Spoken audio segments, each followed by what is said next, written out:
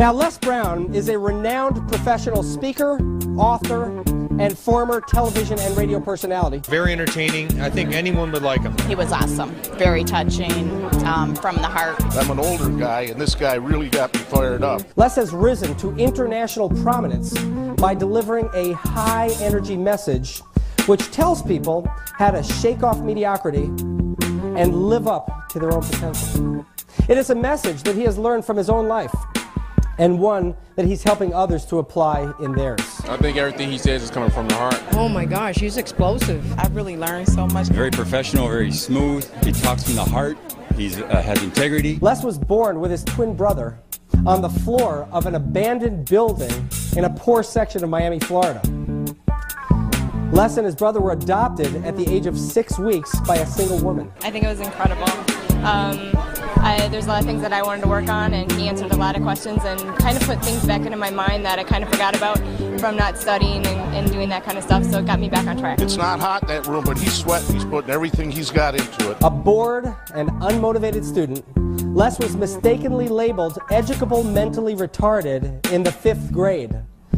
Yet his hunger to learn and his passion for self-improvement enabled him to rise above those limitations. I've never had the opportunity to see him. This is my first time, and I am just blown away. He went on to serve 3 terms in the Ohio State Legislature and become chairman of its Human Resources Committee. Today, Les Brown conducts seminars and motivational speeches for Fortune 500 companies and organizations around the world. He's not serious about everything. That's what kind of makes everybody relate to him. My mind did not wander one bit today. He's just an outstanding person, and you can tell he speaks from the heart. Inspirational. Wonderful. He is a recipient of the National Speaker Association's highest honor, the Council of Peers Award of Excellence. In addition, he was selected one of the world's top 5 speakers by Toastmasters International and is recipient of the Golden Gavel Award. Les is known internationally for his ability to inspire and motivate through his public presentations, PBS TV specials, audio and video learning programs, and best-selling books. It's awesome. I just absorbed everything. As an authority on understanding and stimulating human potential, his messages change lives. Ladies and gentlemen, please join me in welcoming Les Brown.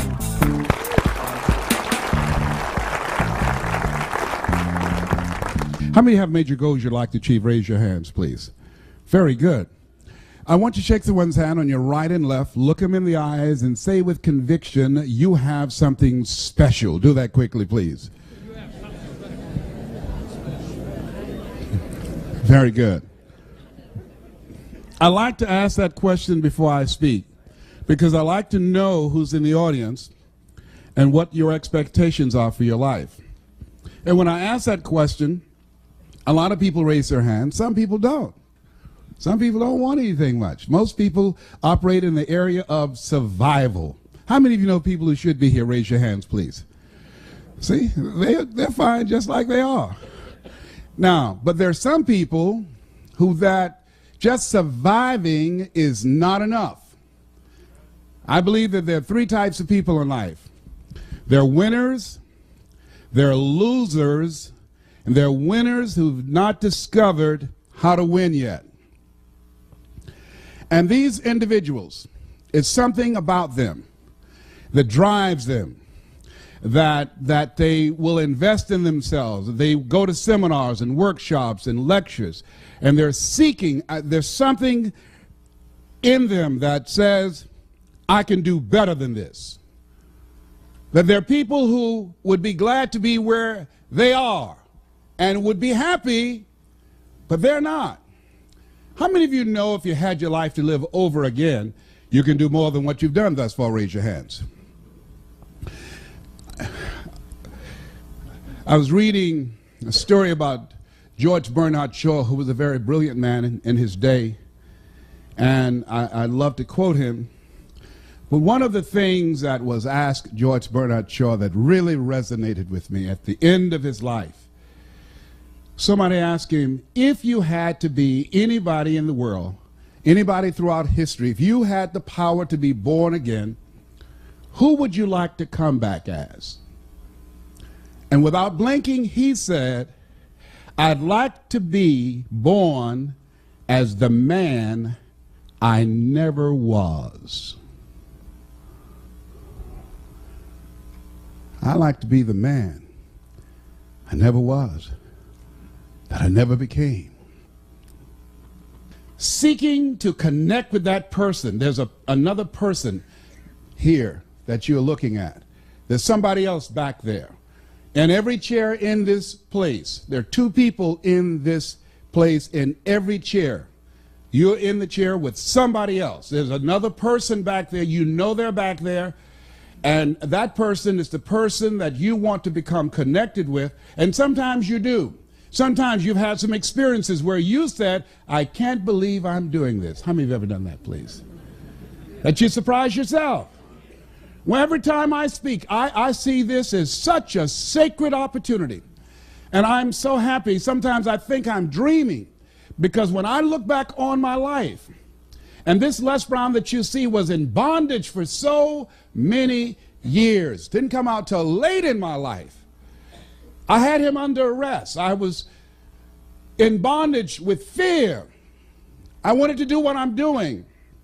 And I thought about things I wanted to accomplish, and I held myself back because I was afraid to fail.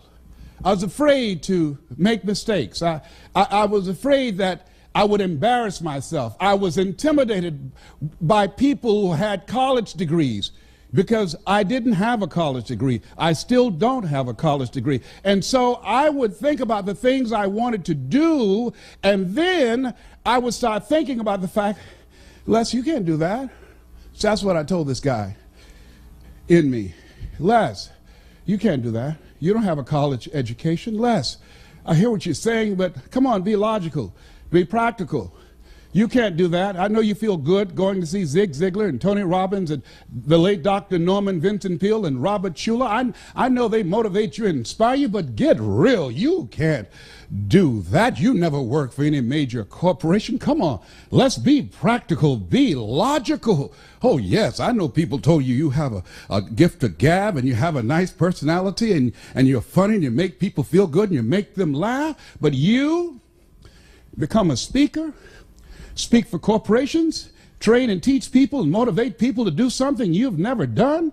You're not rich, you're not successful, you don't have any books, you don't have the resources, you don't know the people, you don't have the contacts. You can't do that, Les Brown. See, my heart said I can do that. When I looked at my dream and saw someone doing what I love to do, I love to help people. How many of you love to help people? And my heart said, I can do that. And then I made a critical mistake. I asked how. The mind became operative. The mind came up front and said, Les Brown, I heard what your heart said, but I want to ask you, how will you do that? And so I went from my heart to my mind, and I tried to figure it out. How would I do that? At that time, I wanted to earn $1,000 an hour. My mind said, do you make $1,000 a week? I said, no. Okay. Have you ever done this before? I said, no. Okay. Well, I'm not saying you can't do it, but let me ask you some other questions, all right? Have you any contacts with anybody that can teach you how to do this? No. Okay, well, maybe there's something else. Do you have the money? No. Do you have the credentials? No. Will anybody stand up for you and say, oh, he's done it for me and I know he's good? No. Well, let me ask you, do you really think you could do this? No. There's an African proverb that says, if there's no enemy within, the enemy outside can do you no harm. How many of you ever thought about something you wanted to do? You felt it in your heart. You couldn't explain it. You felt it in your heart. And you talked yourself out of it. Raise your hand if you know what I'm talking about. I talked myself out of it. No one did it to me but me. The forte fruiters is not in our stars, but in ourselves, that we are underlings. My first major goal was I wanted to buy my mother a home. And I achieved that. I'm adopted. I feel like Abraham Lincoln, who said, all that I am and all that I ever hope to be, I owe to my mother. Saw a sign once that said, God took me out of my biological mother's womb and placed me in the heart of my adopted mother. My mama was a good woman. She adopted 7 children. Mama only had a 3rd grade education, but I admired her character. I admired her personality. She never met strangers. Mama met you right now. She would talk your head off. You know, she was a funny woman. She always had a sense of humor. Mama walked fast. We walked with Mama downtown. We had to hold her dress. Mama would walk fast. We trying to keep up with Mama. Years later, at the end of her life, she was 89 and suffering from breast cancer. We took her to a furniture warehouse, and she got out of the car with my sister, and she was holding my arm, and I said, Mama, I said, they have a wheelchair here. Can I get this wheelchair for you? And I went and got the wheelchair, and she looked at me. She said, no, boy, I would walk this place myself. I said, Mama, but it's so huge, Mama. I'll roll you in the wheelchair. She said, I'm fine. And I saw her straighten herself, and she walked it herself. I admired her strength. I said, oh, Mama, you know, this morning I got up, and every time something happens to me and I want to get down and I want to surrender to any of the challenges I encounter, and I got up this morning and the sciatic nerve and this L5 and L4 of my lower disc protruding, and I was in pain, and my body said, you can't do this speech today. And somebody said, are you going to surrender to this pain, or are you Mamie's boy? Get up and straighten your back. You can do that speech. You can walk that flow yourself. When you start walking, you won't feel anything but her presence with you. Sometimes we have to stand up inside ourselves. Sometimes we have to fight ourselves. Sometimes you have a dream and goal that you want to achieve, and you say, oh, I can't do that. You got to tell yourself to shut up. I can do it. Don't tell me I can't do that. Sometimes you got to talk to yourself. I can do it. I'm Mamie's boy. Oh, I can do this. Oh, I will do it. I have got to do this. What you think about your dream? And I want you to increase your dream dramatically. And I said you have something special. I'm telling you what I know. You have greatness in you. You have the ability to do more than you can ever begin to imagine. I don't even know you, but I'm telling you what I know from my own experience. And greatness, ladies and gentlemen, greatness, it's a choice. It's not your destiny. Most people never discover their greatness.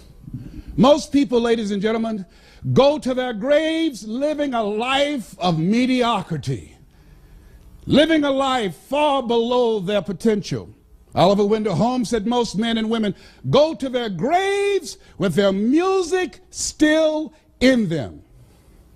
A friend of mine, Dwight Pleasure, was eulogizing his brother in Chicago, and I attended the funeral. Dwight, powerful speaker.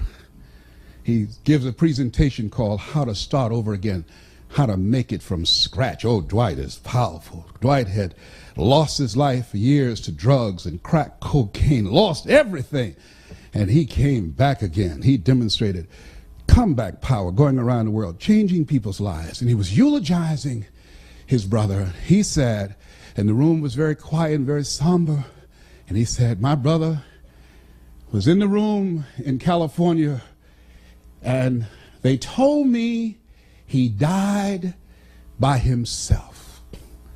And he said, and I submit to you that my brother didn't die by himself. That with my brother died a lot of dreams. With my brother died a lot of potential. My brother had a lot of good ideas. And my brother was one of those guys that said, one day I'm going to, and everybody started laughing. Because everybody knew his brother was talking about various things all the time. One day I'm going to do this, and one day I'm going to do that, and one day I'm going to do. He had a lot of good ideas that he never acted on. And when he died, when he took his last breath, all those ideas, and one day I'm gone, all of that went down in the grave with him. Henry David Thoreau, come forward, what are your words? He said, oh God, to reach the point of death, only to realize that you've never lived, only to realize that you've never scraped the surface of your potential. Jim Rohn, come forth, what would you say? When the end comes for you, let it find you conquering a new mountain, not sliding down an old one. Oh, no. Ladies and gentlemen, a lot of people die full of their dreams, full of talent, full of ideas, full of skills, full of intelligence and abilities that they never reached for. They never tapped. They never got into. They never used it. Never used it. And so how do we do that? What is it that blocks us? Well, I mentioned one. Mine was fear. Here's another one. I didn't feel good enough. I was comparing myself to other people. I didn't feel, because I didn't have a college education, and based upon my failures and disappointments in the past and things that I'd attempted to do and they did not work out, I built a very practical, realistic, logical case on why I couldn't have my dream. And so I want whatever dream you have, I want you to expand it, I want you to increase it, and I want to warn you, don't ask yourself how you're going to do it. How is none of your business. Don't get trapped there. And don't worry about failing. You're going to fail. You're going to make some mistakes. You're going to look stupid. Why? It's called life. Write this down. Make it okay to fail. Goethe says, that which does not kill you will make you stronger. See, well, I found that, as the saying goes, most people fail in life not because they aim too high and miss. Most people fail in life because they aim too low and hit.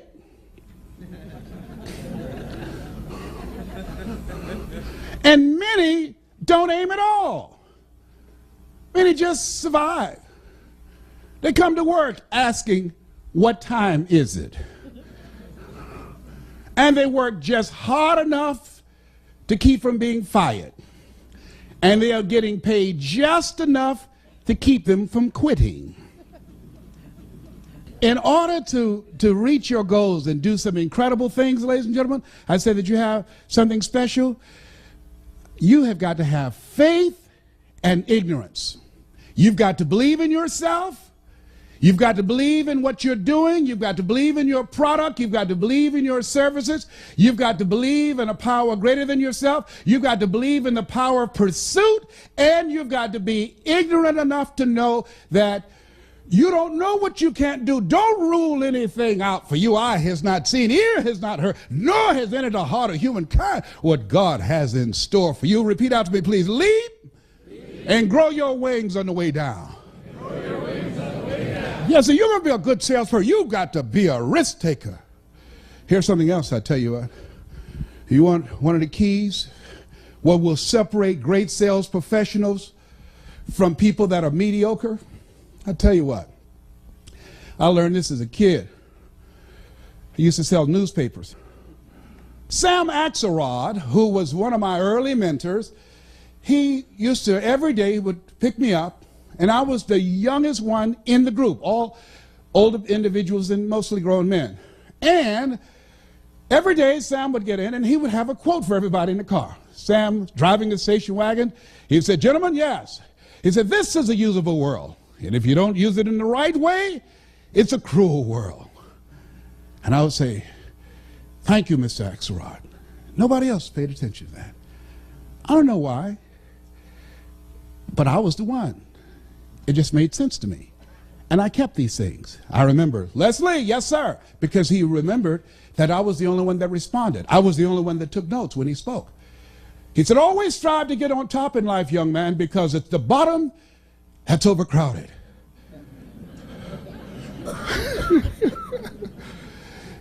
Yes, sir. Thank you, Miss Axelrod.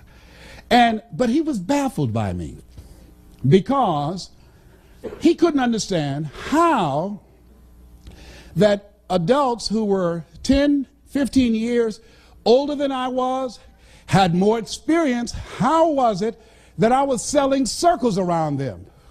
I didn't have the experience. They were more mature. How did this little young kid come there and outsell them? 2 to 1 in many cases. He couldn't understand when at the evening of the close of the day, he would look around and do a head count and say, wait a minute, somebody's missing. And everybody said, you know who it is, that Leslie guy. Leslie! Yes, sir. Hey, come on, nobody sold anything. It's dead territory. Oh, I can't come now, Sam. Why? I haven't sold anything. Leslie, no one sold anything. You guys sold anything? No, sir. Some of the territories are dead, Leslie. Sam? Yes, sir. I can't come. Why? I haven't sold anything. Leslie, no one sold anything. That's them, Sam. I'll get home all right. I'll be all right. Leslie, in order for you to get from here back to Overtown from Liberty City, you've got to pass the 20th Street Sharks, the 14th Street Gang. Leslie, that's dangerous, young man. Sam, I'll be all right. It's late. It's late. It's after 8 o'clock. I'll be all right. And the guys would say, come on, Sam. He's a fool. Leave him. Leave him. He won't stop. And see, these guys, it was just extra chump change, I guess. I don't know. Maybe to have a new suit, pay a little small bill here and there. For me, it was different. My mother adopted 7 children. Because of arthritic condition, she lost her job. So my reasons were different. Write this down. 5 reasons, whatever you goes on dreams are, why you won't fail. 5 reasons. 5 reasons why you won't fail. Nietzsche said, if you know the why for living, you can endure almost anyhow. 5 reasons. I couldn't afford not to make a sale. I was out there to get groceries for our family. I had to make money. I had to make enough money for Dr. Johnson when he had a prescription for Mama. I had to make money for the bills, for the light bills. I had to work. Mama was doing the best she could, but Mama, our hero, Mama was sick. We have no relatives. She was an only child. She adopted 7 children at age 46. I saw my mother on the floor, scrubbing floors on her knees. We ate the leftover food from the families that she cooked for. They were very nice people. Said, Mamie, whatever food is left over, you can take it home to those children that you have adopted. And I said, Mama, when I get strong enough, I'm going to buy food for our families. We wore the hand-me-down clothes of the children that she kept. They would say, Mamie, whatever clothes here that you could use, these children of mine don't need these. Take them home and let those kids wear those clothes that you have adopted. If they were too large, Mama would sew and take them up. If they were too small, she would let them out. And now Mama was sick, and I said, Mama, what, boy? I'm going to take care of you. How? Don't worry, Mama. And I sold newspapers, and I sold television sets, and I used to collect copper and aluminum from garbage cans and junk piles, and I would bend them together and put them in a bag and or a box being booed. We'd take them to Pepper's Junkyard over in Overtown in 11th Terrace and 4th Avenue, and they put them on a scale and give us $5. I would stand on the corner. Hey, we need some boys to come move some stuff. Hey, you're too small. Oh, I'm small, but I'm strong. You see my muscle, man? I'm strong. Okay, boy, you got a lot of mouth. You better be able to be strong. You know? And I'll be grunting stuff and carrying stuff. You know, I was determined I wasn't going to steal. That was not an option. Mama worked too hard. I promised my mama, I'll never get in trouble. I'm going to do the right thing. Mama, I'm so proud of you, and I'm so glad that you decided to adopt us. I love you so much. I'm going to take care of you, Mama. I'm going to work hard just like you. Just like, isn't it interesting how kids can be in the same family, raised by the same parents, same circumstances, end up dramatically different? What is that? Remember I said that you have something special? I believe that people go to seminars and workshops, they have that's something. I don't know what it is. It's just something about us that we're different. We don't know why we just got to have more. We don't know why we have this restlessness and say to ourselves, this just can't be it. There's got to be something better. We don't know. We just got to do this. We just got to keep on stretching, got to keep on learning. We don't care about failing. I read something that was in my first book by Dr. Benjamin Mays. He was a great man, great motivator, one of the mentors of Dr. Martin Luther King Jr. Dr. Benjamin Isaiah Mays says, it must be borne in mind that the tragedy of life does not lie in not reaching your goals. The tragedy lies in not having any goals to reach. It isn't a calamity to die with dreams unfulfilled, but it is a calamity not to dream. It's not a disaster to be unable to capture your ideas, but it is a disaster to have no ideas to capture. It's not a disgrace not to reach for the stars, but it is a disgrace to have no stars to reach. I say you got goals and dreams, things that you're reaching for, things that will make you stretch, things that will challenge you. I say don't lose that passion and that drive for life. It will keep you alive. I'm telling you what I know. Doctors looked at me 8 years ago and said, you have cancer.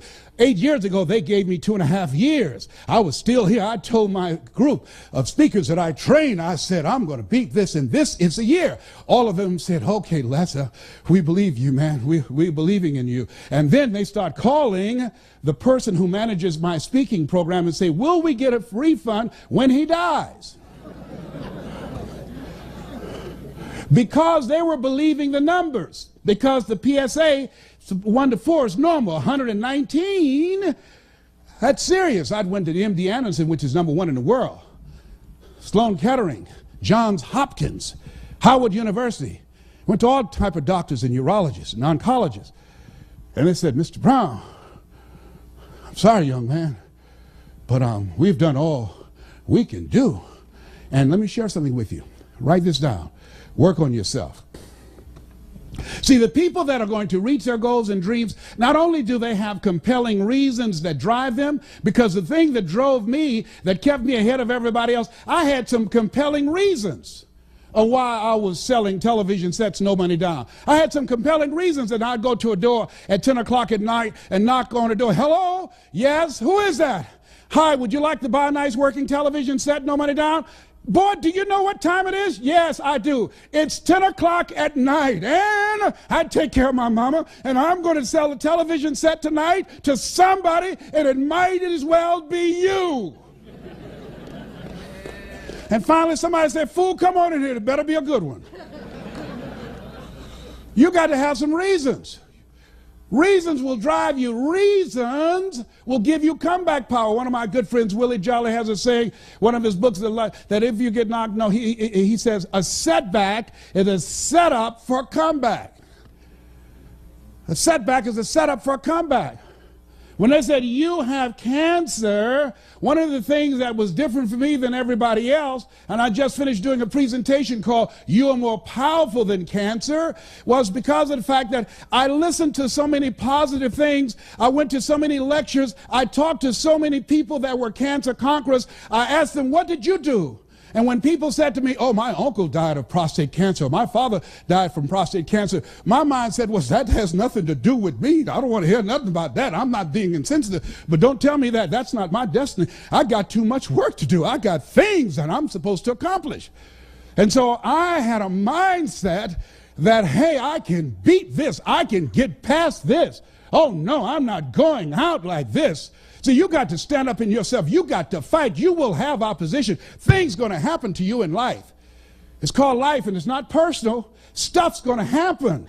And if you make it to the 40-yard line, if you can make it to age 40, between 40 and 60, it begins to intensify. All kind of things happen. Between 40 and 60, my mother was diagnosed with breast cancer and finally died. Between 40 and 60, I was diagnosed with prostate cancer. Between 40 and 60, I went through a divorce from someone that I love very much. Between 40 and 60, my best friend died waiting on a liver transplant.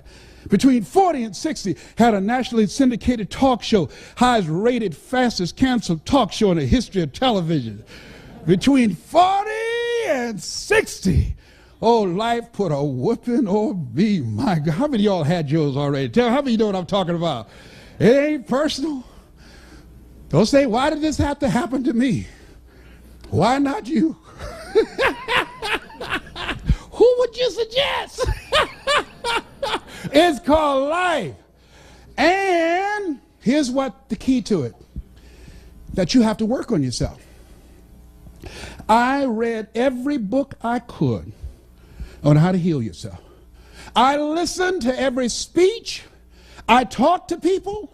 I went to lectures. I mean, everything dealing with healing, I fed my mind. Same thing in sales. Focus on your mind. When your sales drop, focus on your mind, not your techniques, not your strategy, not your clothes. Focus on your mind. What you do, what you accomplish, what you're able to sell is a direct relationship to what you believe and the story that you're playing in your head. That's what blocks you as sales professionals. I'm telling you what I know. I'm telling you what I've earned millions of dollars doing. I'm telling you what got me from being born in an abandoned building on a floor and being labeled educable mentally retarded, put back from 5th grade to the 4th grade, failing in the 8th grade, and being able to give a lecture at St. Albert Hall in London, England, or speaking at Harvard University. I'm telling you what got me here, what brought me to the party, to speak in the Georgia Dome to over 80,000 people, was my belief and the story in my head. The story used to be, I couldn't do that. But by listening to lectures over and over again, faith comes by hearing and hearing and hearing, by reading and feeding my mind. Language is the software of the mind. How many of you, since I've been speaking to you, your energy level is higher? Raise your hands, please. Yes. How many of you can feel me in your heart? Raise your hands, please. Yes. When Dr. Norman Vincent Peale spoke, he gave me goose pimples. When Earl Nightingale said, all of us are self-made, but only the successful will admit it. Mr. Swiderski. You like that one, huh? Yeah. Mr. Swiderski, family that we work for in Miami Beach, he did not know why I spent so much time in his office shining his shoes. Because he listened to The Strangest Secret in the World by Earl Nightingale. And I was listening to this. And as he was playing those tapes called Lead the Field, I was hearing these things, and then when I was shining, he said, well, that's good enough. I said, well, let me dust. Let me do, can I do? I'll start. Well, that looks real clean, Leslie. Oh, but look here, the books are crooked. I'd went in there early and messed them up so I could stay. Because I wanted to be in there while he was taking this time to work on this. He was a multimillionaire. My dream and vision was one day I'm going to be a millionaire like Mr. Swiderski. One day, because I was young, I had faith, and I was young and ignorant. I didn't know I couldn't do it. I didn't know I couldn't have a mansion. I was like the bumblebee. According to the laws of aerodynamics, a bumblebee isn't supposed to fly because the body is too large to be held up by its little puny wings. But the bumblebee doesn't know it. It's intelligently ignorant. So it keeps on flying anyhow. You have to read, write this down, something positive every day for an hour. You have to put yourself, and you've got those 5 P's, in a personal development regimen. Take an hour every day. I do it even now. I take 2 because my goals are higher. Every day. Read at least a chapter, something positive every day. Listen to a motivational message every day. Language is the software of the mind. Why? Because it will change the story that's in your head.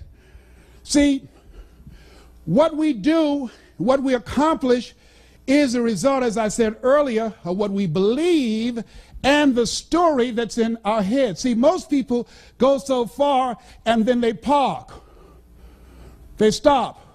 Their income, their achievement level, their commissions, what they do in life just tapers off. They park because the story in their head is, this is it. It's not conscious. Guess what? I got so busy and so consumed with where I was, I stopped reading. I stopped listening to tapes. That which got me there, I stopped doing it.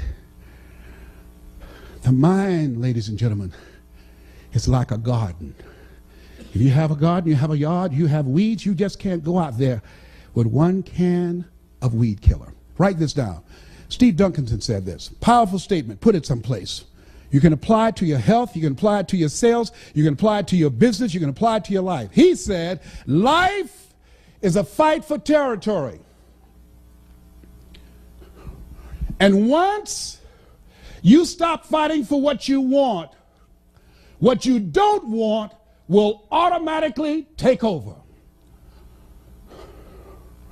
Life is a fight for territory.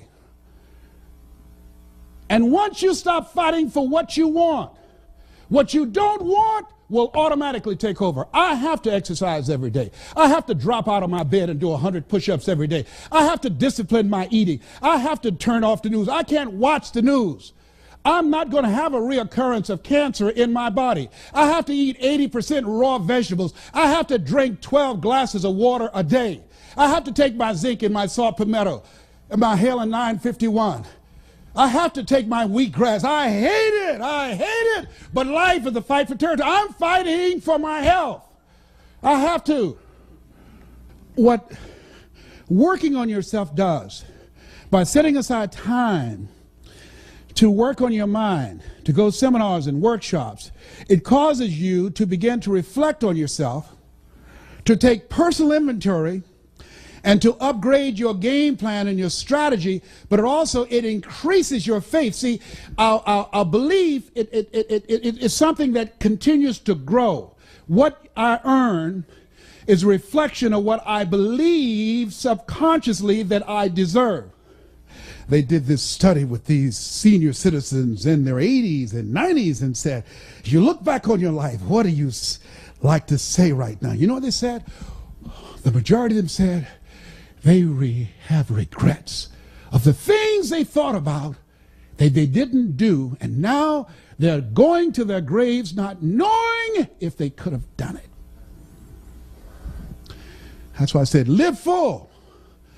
Die empty. What if you lose? What if you fail? What if things don't work out? So what? It's not about the goals that you reach. It's about what you become in the process. That's what it's about. I've lost a lot of deals. That's okay. I've made a lot, but I've lost more deals. I get more rejections. You get close to me, there's a callus on my, it looks like a mole. I've made over 100 cold calls in a day to convince people to bring me in. Who are you? My name is Les Brown. Have an experience? No, I don't, but if you will let me work for you, I work real hard. I'll have you as my client that will brag about me. Oh, no. You let us know when you do it for somebody, okay? Yes, I will. Calling. Finally, somebody said yes. Write this down. You will win if you don't quit. Oh, sales, you got to have stamina. You've got to have staying power. You want to be successful in sales, you've got to know your vitamin. Oh, you can't be a wimp. Someone says no, that's when we get excited. That's when a sales professional gets started. Everybody said yes, we wouldn't be needed.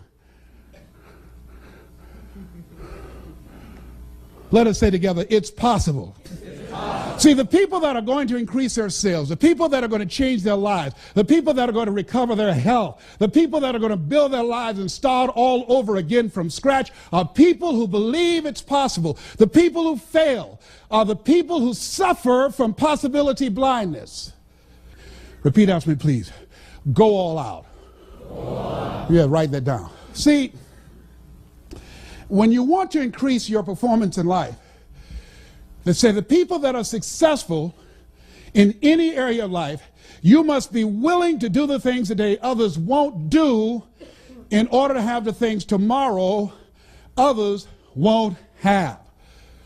If you want to make it in any area in life, you've got to go all out. I was always the top seller where I was because I made more calls. I made more presentations than anybody else. I always, if I had a goal to earn $100,000 a year, I set my sight and I had a plan of action to make enough calls, create enough prospects to earn $400,000. Why? I had to give Murphy's his. If I shot for 100,000, I knew I would fall short. But if I shot realistically and practically and worked like I was working for 400,000, I wouldn't drop down to 100,000. And even if I dropped at 200,000, I'm still ahead of the game. A.L. Williams said, all you can do is all you can do. And all you can do is enough. But make sure you do all you can do. Write this down. You want to make it today? You got to outthink and outwork the competition.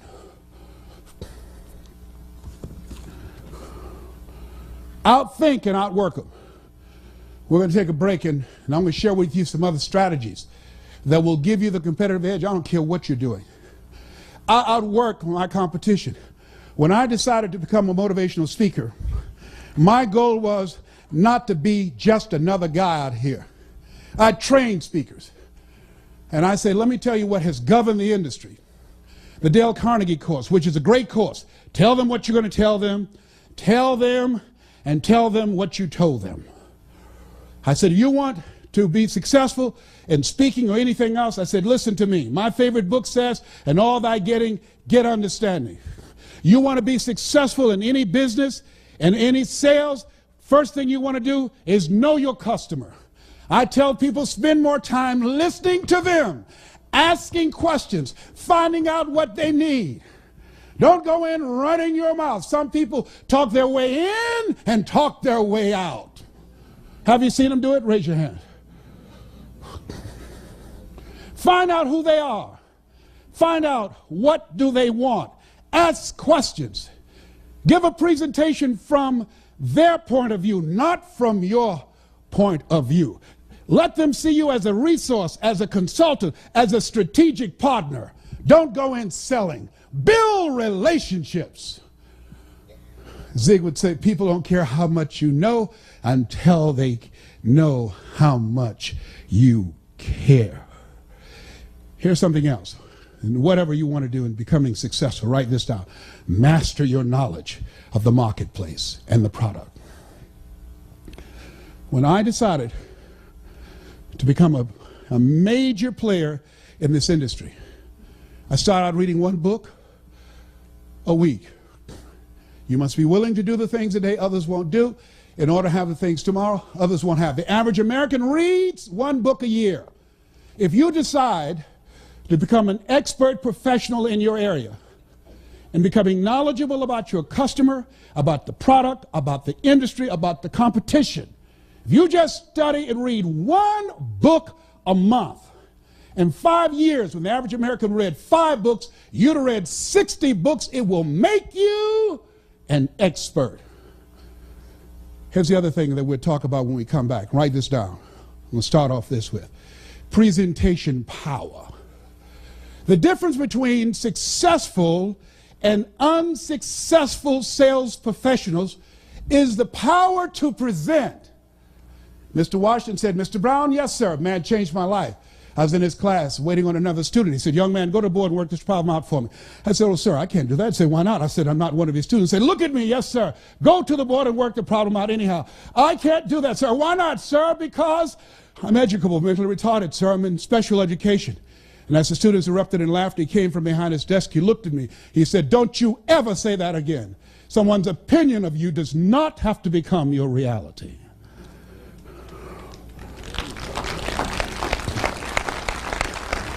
On one hand, I was humiliated, but on the other hand, I was liberated. Because he looked at me with the eyes of Goethe and said, look at a man the way that he is, he only becomes worse. But look at him as if he were what he could be, then he becomes what he should be. And he said, Mr. Brown, he said, develop your mind and develop your communication skills, because once you open your mouth, you tell the world who you are. And with that, we will take time out. This has been Mrs. Mamie Brown's Baby Boy. It's been a plum-pleasing pleasure as well as a privilege. Thank you. At this stage of my life, I'm reinventing myself. I'm training people how to become a part of this $58 billion industry. And one of the things that I think that top sales performers have going for them is the ability to present. And that is either on the telephone or one-on-one or in small group settings, making a presentation or speaking before a large audience. It's something that can be learned, and something that some keys I'd like to share with you in the training that we provide that will give you a competitive edge. How many of you think that will have some value and learning strategies that can impact your presentation style? Raise your hands, please. How many of you have ever been in a situation that you know that had you been more effective in terms of how you presented yourself, that you would have done better? Raise your hands, please. How many have ever been in a situation, this has happened to me, where you choked? Raise your hand, please. Where I just choked, you hear me? Just could not remember anything. My mind went blank. You want to master your knowledge. You want to know when you open your mouth that you know what you're talking about. The reason that I said you have to work on yourself, and write this down, before you speak, power presentation.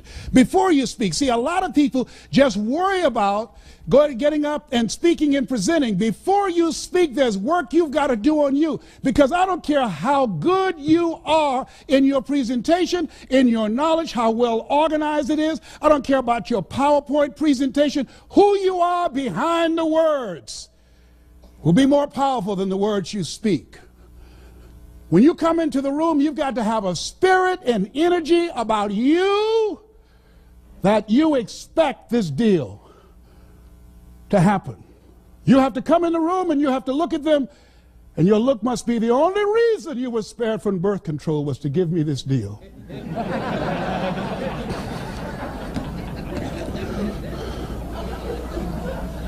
Before you speak, your body language, when you come in the room, watch your posture, your mindset. Before you speak, listen to positive motivational messages. Before you speak, read 10 to 15 pages of something positive. Why? It increases your energy. We're all connected, ladies and gentlemen. Haven't you felt people's energy? There's some people, you get around them and you just say, there's something about that person, I don't know what it is, but I don't like their energy. How many of you have been like that, right? How many of you ever walked into a deal and you knew the deal was done before you took the contract out? Raise your hand, please. You knew it. You knew it. Because you knew you were in the zone. You knew you were in your place. You knew you were in sync, mentally and emotionally and spiritually. And your information, you knew you were ready. It was ready. It was game time. You knew it. And I'm saying, from the time you get out of the car and walk in, from the time you make eye contact and shake their hand, from the time when you say hello, you have to be closed. You have to close the deal. In your voice, your mindset must be, this is it. Stick a fork in it, it's done. You're not going anyplace else. This is it. One stop, one deal, it's mine. I do market takeaways against the brightest and the best. I don't care about the credentials. MBA, PhD only means pile high and deep. That's all. No disrespect. I don't care. I'm going to prepare. You're not going to outthink and outwork me. I'm going to know everything there is to know about my customer. about what their needs are. I like what this lady said, and she said, talking about the added value her company was providing for her customers. She said, it's not our intention to please our customers or to satisfy our customers. Our intention is to amaze them. When I decided to become a speaker, I noticed that you hear most of my heroes, they gave the same speech. It's a memorized script. They give it everywhere. I decided I was going to make myself different. What is different about you? You've got to have something that makes you stand out. When you are in a situation and people make decisions with their dollars, in a time when the economy is tight, in a time when budgets are tight, you don't have the option of not believing in yourself. If there's any doubt, is an ounce of doubt, and trust me, 99.5 won't get it. If there's any doubt, if you're intimidated by the competition, I charge more than 99% of the speakers. And they said, hey, you know, you charge too much. No, you just don't have enough money. I don't charge too much. You get, well, I've got a speaker that will come in for $15,000. I said, then get that. Then you get a $15,000 speaker and you get the results of whatever they produce. But when you want the best, you call me and I might be at the same level. Okay, no, we don't want anybody else. We want you. Very good. Then write the check. You have to believe in yourself. You have to believe in your product. You have to believe in your service. And you have to sell you every day. That's the biggest sale you have to make. The biggest sale, ladies and gentlemen, that I make every day, that Les Brown, you can do this. The biggest sale I had to make when I left the doctor's office and they said, Mr. Brown, your PSA is still going up. The biggest sale I had to make as I was walking out of the office, I can beat this. I can beat this. It doesn't matter about what they say about their numbers. I'm not going to listen to that report. Oh, no, absolutely not. They are not God. They don't know the future. They don't know who I am. I've got to fight this at the cellular level. Oh, no, other people have beat it, over 9 million. I can beat this. I'm stronger than cancer. If other people can do it, then it's possible that I can do it. It's not my time. Oh, no. They don't know who I am. Oh, I can make this sale. Absolutely. No, I don't have the credentials. No, I can't do a slide presentation. Can't even turn on a computer. I still have my 8-track. Oh, but I'm going to get this deal.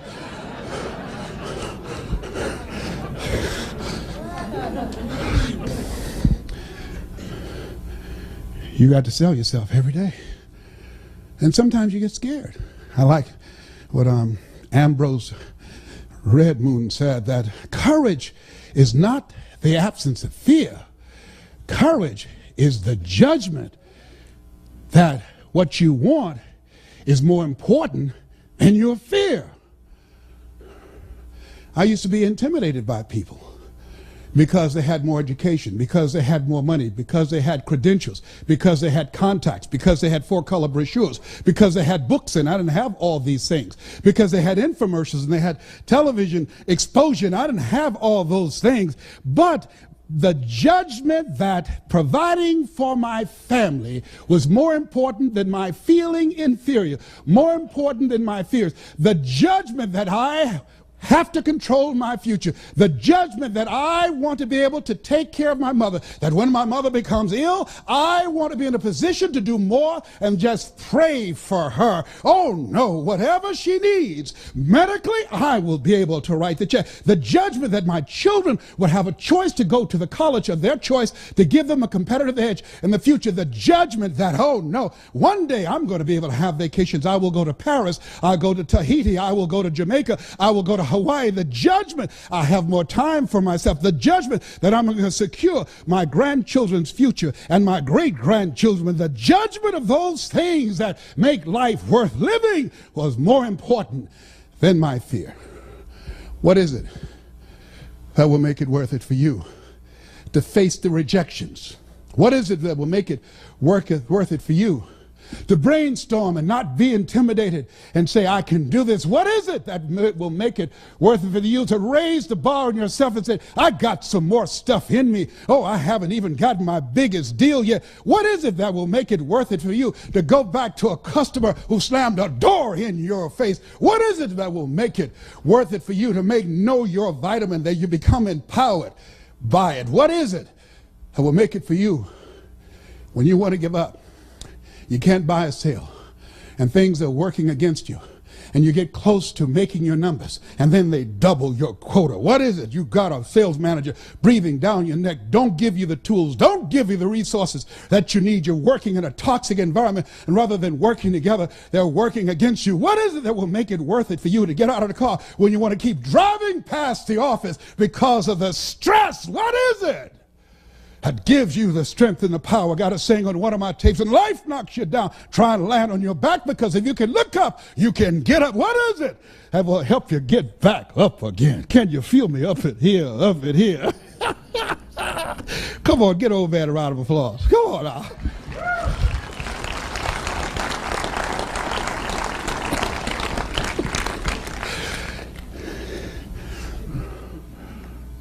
When you are involved in any area of life, let us say you got to have drive. Together, got to have drive. Let us say kick it up a notch. Yeah. See, when you are presenting, I tell and train my speakers, you've got to kick it up a notch. You've got to have power, feeling, and conviction. You can't be casual. See, if you're casual about your dream, you will end up a casualty.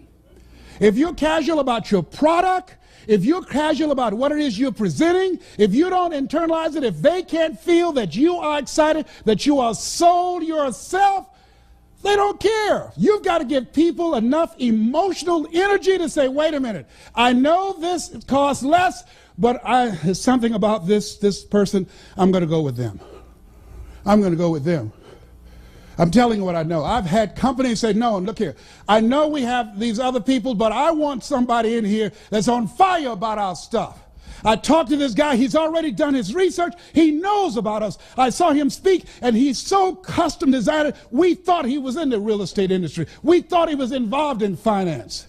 What is it that's going to set you apart? You got to care enough to do your research. You got to know what you know, and they got to know that you know that you know.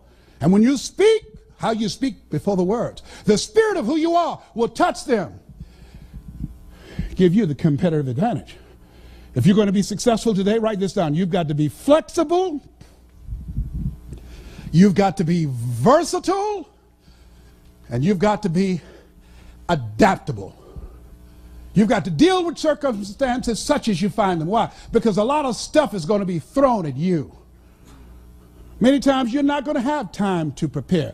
Sometimes people come out of nowhere with stuff, and you've got to stand up inside of yourself and handle it. See, ladies and gentlemen, we've been blessed to be dropped off on this part of the planet because we have choices. Some people don't have choices. They don't have the option. I've been abroad where I stood in line waiting to cross the border singing God Bless America. They called me to my room. Mr. Brown, did you call? Yes, I just turned on my shower and it didn't come on, and I tried to flush the toilet and it didn't flush. Oh, well, the water be back on at 5 o'clock. 5 o'clock? No problem, man. Oh, there is a problem. I want to flush the toilet. Oh, I don't want to sit up in here and smell that all day long. Oh, no, it ain't that kind of party. I want to take a shower. There's a problem up in here. Oh, no, we do this every day. We don't have enough water to have it running all day long. We take that for granted. For granted. I'm in a grocery store and hear this woman crying out on the other aisle. I go around thinking she fell or something, and she'd just been brought here from Russia, and she'd never seen so much food. And she said, oh my God, and she turned to the lady that took her in the store, and she said, "Ya vas la blue, ya vas la blue." It means I love you. Thank you for bringing me here. I love you. Yavasla Blue. Stuff we take for granted. Why is it that immigrants coming to this country can't speak the language and just run circles around our children academically and have a 4-time greater chance of becoming millionaires than the average American? Why? Why? Because they are not casual about making it. They don't come here wanting to live their dreams. They expect to live their dreams. When you outswim sharks or you sneak over here through some ship cargo or in the belly of a plane, oh, let me tell you something. You come here running and have a passion to win, to do whatever is required. If we're going to maintain our dominance globally in this era that Peter Drucker calls the era of the 3 C's, accelerated change, overwhelming complexity, and tremendous competition, we've got to kick it up a notch. We've gotten too comfortable. Oh no, it's a different game now. We've gone from a domestic economy to a global economy. Oh no, we can be replaced in a heartbeat today. You either expand, as Robert Schuller says, or you are expendable. You've got to kick it up a notch. Oh, it will never be like it once was. Oh no, today, oh, that's not in my job description. It's not where you better put it in there.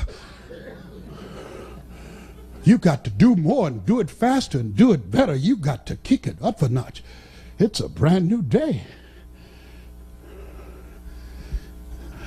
See, if you ask most people, do you want more sales? Do you want more out of life? Do you want to earn more money? Do you want that home? Do you want to lose weight? See, want shows up in conversation. Expectation shows up in behavior. In choices, how you manage your time, how you manage your energy. It shows up in your intention. It's not lip service. So I know the people who expect to lose weight. Why? Because they know they've done as much as they could by themselves, and so they get a trainer, they get some help. They go to the gym, they have an exercise program, they get a nutritionist because they realize my best thinking has produced this body. I know people who want to earn more. How do you know that? When they realize what Einstein realized, the thinking that has brought me this far has created some problems that this thinking can't solve. As you look at yourself, look at your goals, one of the things that's very important that I've learned from people who are high achievers, they have coaches. Why? Why have I hired Mike Williams for the past 35 years? Because you can't see the picture when you're in the frame. Why is it that I got more out of my fitness program with a trainer than I did by myself? Because a trainer can pull more out of me than I can pull out of myself. People who have become top achievers never stop learning, and they have coaches. Michael Jordan had Phil Jackson. Muhammad Ali had Angelo Dundee. I don't care who the greats are. Somebody was in their corner, looking over their shoulders, helping them. Why? You can't see the fight when you're in it. Mike said, Les, you got to do this. Les, you got to do this. Les, you got to do this. And I had to be willing to listen. Most people fail because they don't know that they don't know, and they think they know. In life, here's what I want you to do. Write this down, please. You got to trust that you're going to be all right. You have no evidence to support it. It doesn't make sense. You can't point anything to say, well, this is why. There's no logic in it. There's no way in which you can logically and practically and realistically support it and prove it. That's why you got to have faith and you got to have trust. Somehow, some way, you've got to have that you're going to come through. And I can tell you, some things will begin to happen that you will not even anticipate. The phone will begin to ring. Deals will come out of nowhere. Somebody will recommend you. Someone you talked to years ago and gave them a brochure and put it on the desk, and somebody in their office came in and picked up your card or picked up your brochure and called you out of the blue. I remember years ago, I read an interview by James Brown. At that time, he was recognized as the hardest working man in show business. And it was my senior year, 1963. In an interview, they asked him, what was your greatest performance? At that time, his number one song was Please, Please, Please, Please. They had a cape and put it on his back. Baby, please don't go. And he would throw the cape off and run back on stage. He'd do the James Brown stuff. And he said in that interview, when they asked him, what was your greatest performance? And he said, the last one. The last one. See, you're always in competition with yourself. I'm working on being the best presenter I have never been. You're working on being the best salesperson you've never been. You're working on being the best father, the best mother you've never been, the best entrepreneur you've never been. There's somebody else in you back there. And as you work toward becoming that person, who you are right now must die daily. You've got to kill that person off. You've got to be willing to give up who you've been for who you can become, to release what Elizabeth Browning called the imprisoned splendor. The road will come as you take each step. That you're going to go into uncharted territory. You're going to do what Henry David Thoreau said. Do not go where the path may lead, but go where there's no path and leave a trail. You're going to break records. You're going to do some things when you challenge yourself, when you work on yourself, because you don't get in life what you want, you get in life what you are. Most people don't know. If you want to improve your income, you want to improve your circumstances, you want to improve your commissions, you want to improve your life, you got to first improve yourself. You got to first take the time to work on you. Zig talks about a lumberjack whose wood production dropped by 40% because he wouldn't take the time to sharpen his axe. Write this down. Sometimes you have to believe in somebody's belief in you until your belief kicks in. Sometimes you have to believe in somebody's belief in you until your belief kicks in. I want you to think about your best year earning, your best year of sales, your best year of accomplishment, your best year of achievement. Here's what I know about you, and I don't know you, but from people that I've worked with and from things that I've learned and in my own life example, here's what I know about you. Whatever you have done is only a tip of the iceberg of what's possible for you. You can do 4 to 5 times more than whatever you have done. If anybody had told me, given my circumstances, born in an abandoned building on a floor with a twin brother in a poor section of Miami, Florida called Liberty City, if both my parents stood up now in the audience and say, hey, we're your parents, I would not know either one.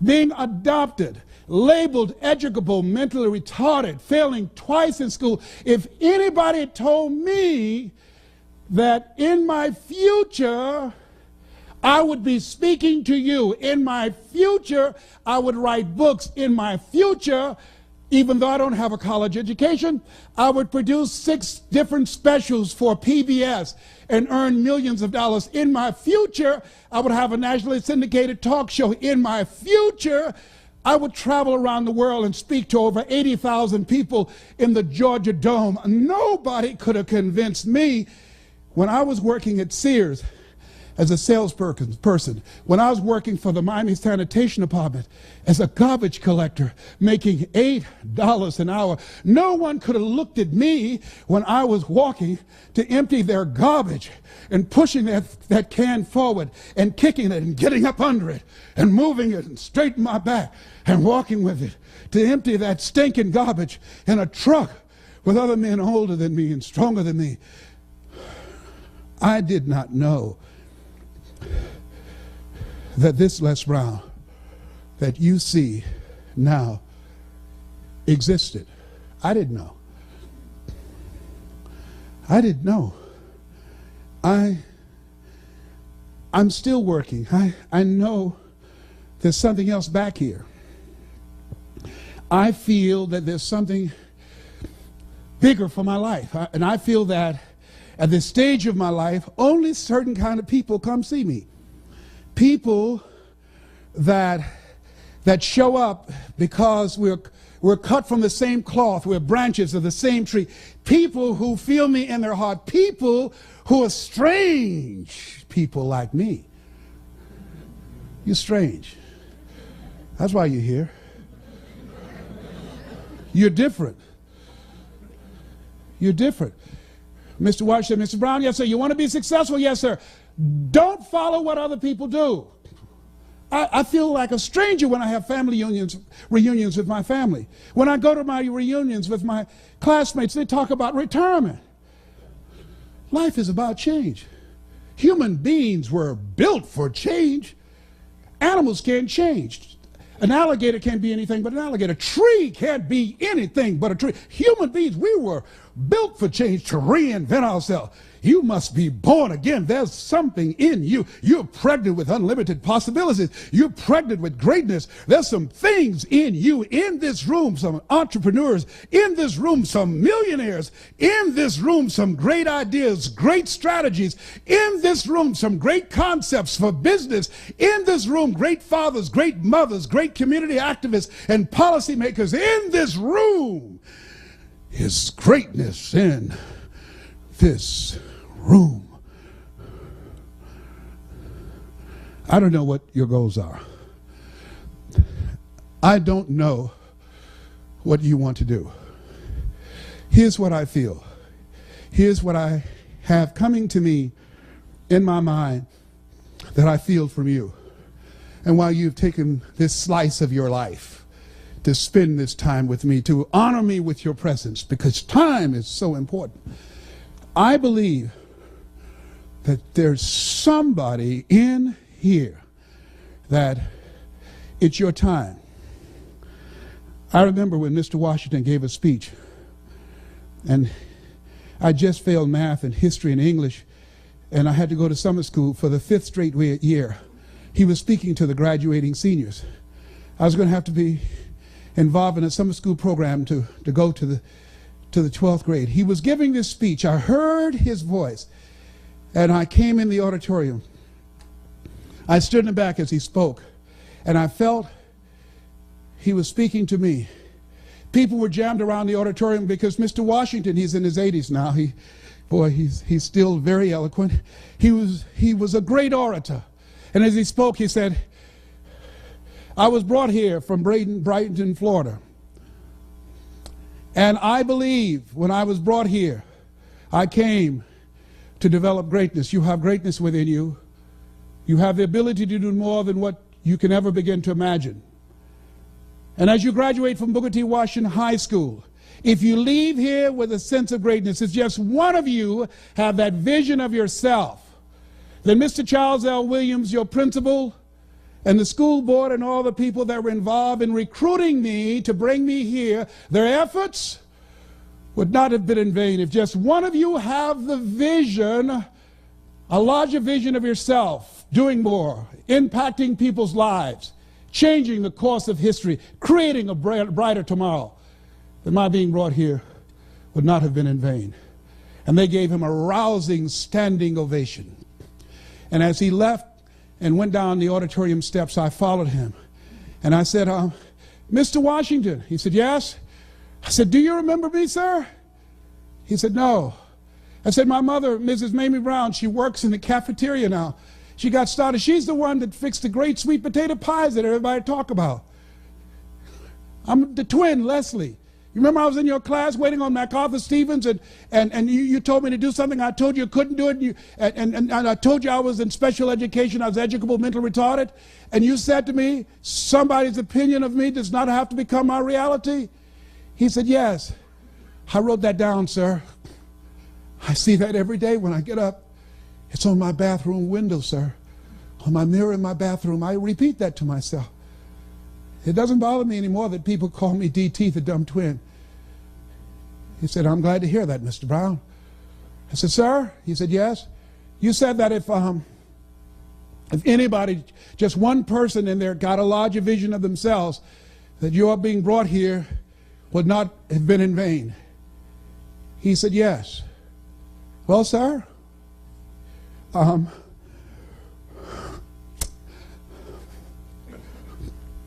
the one, sir. You are? Yes, sir, I'm the one. One day, sir, you are going to hear my name. What will you do? I don't know, sir, but one day you watch. You're going to hear my name again. He said, okay. He said, it's possible. Yes, sir. He started walking away. I said, Mr. Washington, he said, what do you want now? I said, don't forget my faith, sir. Don't forget me. I'm Miss Mamie's boy. I'm a baby boy. People told her she should take me back to the welfare department, but my mama kept me anyhow. I'm the one. He said, okay. And he started walking away. I said, don't forget. Don't you forget here. And he didn't even bother answering. He just kept walking. Years later, I produced a special many years ago on PBS called You Deserve in Detroit. And I called friends and had them to call him to tell him to turn on public television when they're doing their fundraising. And when the announcer came on and said, ladies and gentlemen, You Deserve with Les Brown, he was in the kitchen and he came out and he saw me come up on the screen. He said, Edith, look, it's the dumb twin, look.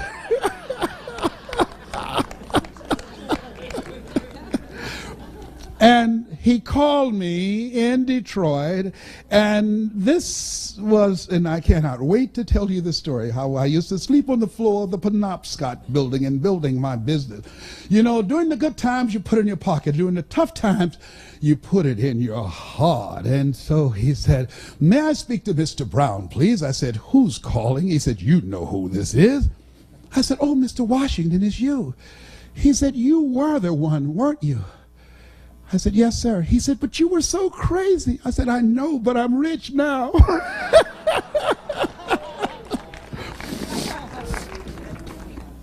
I don't know what your goals are. I'd like to leave this with you. You have greatness within you. You have a part of yourself in you that if you reach for it, if you work at it, you will discover some uncommon moments that other people only dream about. If you work to live full and to die empty. I saw something recently that said, I refuse to die an unlived life. And I'd like to leave this with you. To the greatness in you, that's what I'm speaking to now. I don't care what you're going through. I don't care where you are. I don't care about your failures. I don't care about your disappointments. Whatever you're going through, you're greater than anything that has ever happened to you.